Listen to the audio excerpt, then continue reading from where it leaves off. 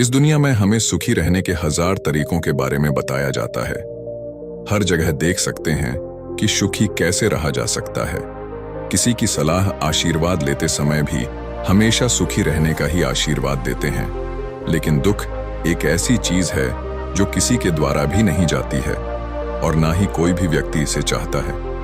लेकिन सत्य यह है कि अगर हमारी जिंदगी में दुख ना होता तो हमें सुख की अहमियत का पता ही नहीं चलेगा। अक्सर हम उसी चीज की कद्र करते हैं जो हमारे पास कम या नहीं होती है। जो चीज आसानी से उपलब्ध हो जाती है उसकी हम कद्र नहीं करते हैं। दुख एक वह घड़ी है जो हमें संसार की सच्चाई से परिचित करवाती है। इस दुख की घड़ी में आप अपने और परायों के बीच में फर्क जान लेते हैं। यह इस दुनिया की सच्चाई का आभास करवाता है। किसी भी व्यक्ति की जिंदगी में दुख आने से ही उसे अपनी जिम्मेदारियों का आभास या एहसास होता है। अक्सर उस परिस्थिति से दूर भागना चाहते हैं, लेकिन दूर भागने से कभी भी उस समस्या का हल नहीं निकलता। नमस्कार दोस्तों, मेरे इस इंस्पायर्ड वर्ड यूट्यूब चैनल में आपका दिल से स्वागत है। मैं आपके लिए लेके आया हूं ऐसे ही एक वैवाहिक जीवन में परेशान व्यक्ति के बारे में जो बहुत परेशान था और जब जिम्मेदारी इतनी बढ़ गई कि वो अपनी जिंदगी का बोझ नहीं उठा पा रहा था और जीवन से परेशान होकर परिवार को छोड़कर भाग जाता है। लेकिन बुद्ध के पास जाने पर उस व्यक्ति को जीवन का सही अर्थ समझ में आता है और वापस अपने परिवार के पास आ जाता है। एक बार की बात है, एक गरीब मजदूर अपनी पत्नी और 2 बच्चों के साथ रहता था। वह पूरा दिन मेहनत करता, रात में भोजन करके सो जाता। उसका रोज का यही काम था। उसकी जिंदगी बहुत ही गरीबी में और बहुत खराब हालात में गुजर रही थी। ऊपर से पैसों की इतनी महंगाई थी कि यदि एक दिन भी मजदूरी ना करे तो भोजन ही नहीं मिलता था। इसके कारण वह हमेशा चिड़चिड़ा सा रहता था।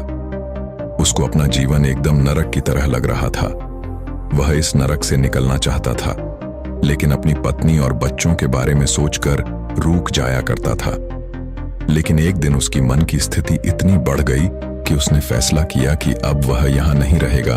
उसने कुछ नहीं सोचा, बस रात के अंधेरे में उठा और अपने घर से निकल गया। उसे कुछ नहीं पता था कि वह कहां जा रहा है, लेकिन बस कहीं दूर जाना चाहता था। चलते चलते उसे सुबह हो गई और वह क्या देखता है कि एक पेड़ के नीचे बुद्ध अपने शिष्यों के साथ बैठे हुए हैं। उसने सोचा, मैं ऐसे कब तक भटकता रहूंगा। इससे अच्छा है कि मैं भी सन्यासी बन जाऊं और यहीं पर अपनी जिंदगी गुजारूं। वह बुद्ध के पास गया और उन्हें प्रणाम करके कहने लगा और बोलने लगा, हे बुद्ध, मैं अपने जीवन से बहुत थक चुका हूं। मुझे अब मेरी बीवी बच्चों के साथ नहीं रहना है। परिवार का बोझ मैं नहीं उठा पा रहा हूं। रोज काम करके भी एक दिन भी अच्छी नींद नहीं आ रही है। हर वक्त मुझे मेरे मन में गंदे गंदे विचार आते हैं कि कल क्या होगा। इसलिए अब सन्यासी बनकर आपकी सेवा करना चाहता हूं। उस पर बुद्ध बोले, सन्यासी बनना इतना आसान नहीं है, तुम्हें पता है ना। सन्यास का मतलब त्याग होता है।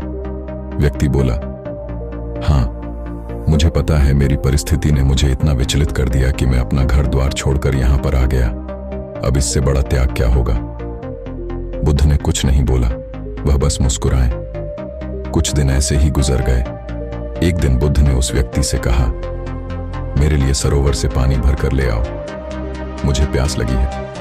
व्यक्ति बोला, जो आज्ञा, मैं अभी लेकर आता हूं। व्यक्ति सरोवर में पानी भरने के लिए गया तो वह उसने देखा कि कुछ जानवर पानी खराब कर रहे हैं और पानी के ऊपर सारी गंदगी आ गई है।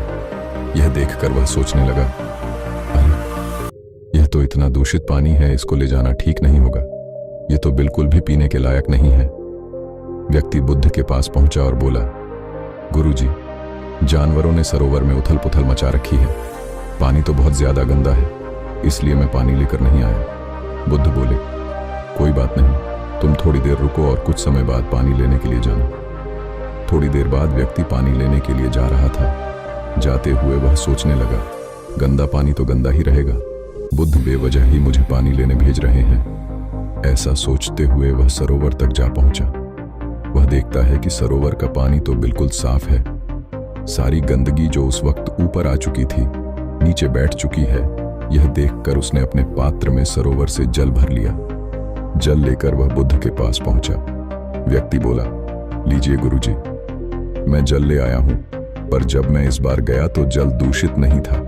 बुद्ध बोले, जब पानी में हलचल होती है तो गंदगी अपने आप ही ऊपर आ जाती है, और जब उसकी हलचल रुक जाती है तो सारी गंदगी अपने आप ही नीचे बैठ जाती है। इसी कारण पानी शुद्ध हो गया। व्यक्ति बोला, हाँ गुरुजी, मैं समझ गया आप जो कहना चाहते हैं। बुद्ध बोले, नहीं, तुम अभी भी नहीं समझे। यह उदाहरण सिर्फ पानी के लिए नहीं है, मनुष्य के जीवन के लिए भी है।